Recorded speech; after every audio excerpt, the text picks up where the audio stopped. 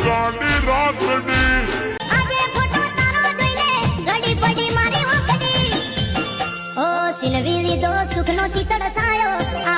મિત્રો જણાવતા ખૂબ જ દુઃખ થઈ રહ્યું છે કે આપણા બનાસકાંઠા જિલ્લાના જે જાબડિયા ગામની અંદરથી જે આપણા એક યુવાન મિત્ર જે અરવિંદભાઈનું કાર અકસ્માતની અંદર જે દુઃખદ અવસાન થયું, જે હમણાં 5 દિવસ પહેલાં જે 22 તારીખે જે એક એમની સ્વિફ્ટ ગાડી અને સામે જે સ્કોર્પિયો વચ્ચે જે એક ભયાનક અકસ્માત થયું હતું અને એની અંદર એમનું જે એ જગ્યાએ દુઃખદ અવસાન થયું હતું।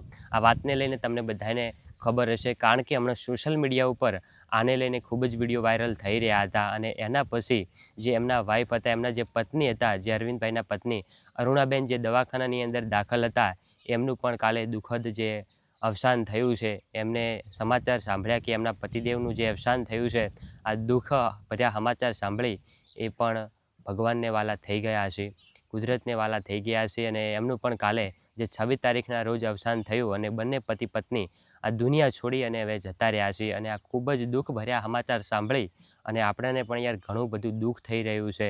ભગવાન કોઈ પણ વ્યક્તિ સાથે આવું ન કરે, પરંતુ યાર આપણે બધાય શું કરીએ, આપણે ભગવાનના જે આ નિયમો આગળ લાચાર છીએ। આખા આવા દુઃખ ભર્યા સમાચાર સાંભળી અને દરેક વ્યક્તિને દુઃખ થઈ રહ્યું છે અને એમના પરિવારને આ ભગવાન એમની ઉપર જે દુઃખનો પહાડ તોડી નાખ્યો છે, જે એમની ઉપર દુઃખના ડુંગરા તૂટી પડ્યા છે, એ દુઃખ સહન કરવાની એમના પરિવારને શક્તિ આપે અને એમનું નાનકડું એવું જે ફૂલ જેવું સંતાનને છોડી અને આ દુનિયાની અંદર તેઓ જતા રહ્યા છે, એ પણ દવાખાનાની અંદર દાખલ છે।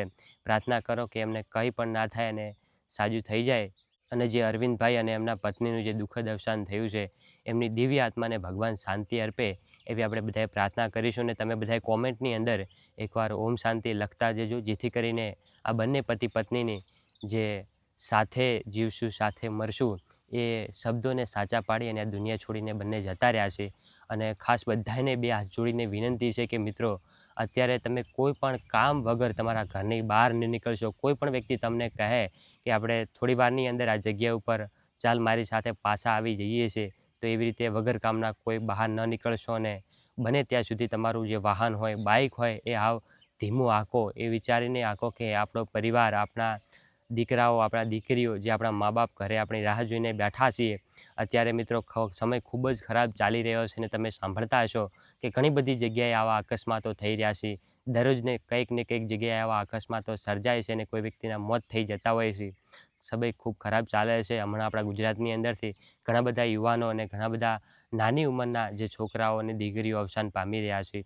તો આમના પરિવારને ભગવાન દુઃખ સહન કરવાની શક્તિ આપે અને કોઈ પણ વ્યક્તિ સાથે આવું ન થાય, આવી ઘટના ન બને, આપણે એ જ ભગવાનને પ્રાર્થના કરીશું।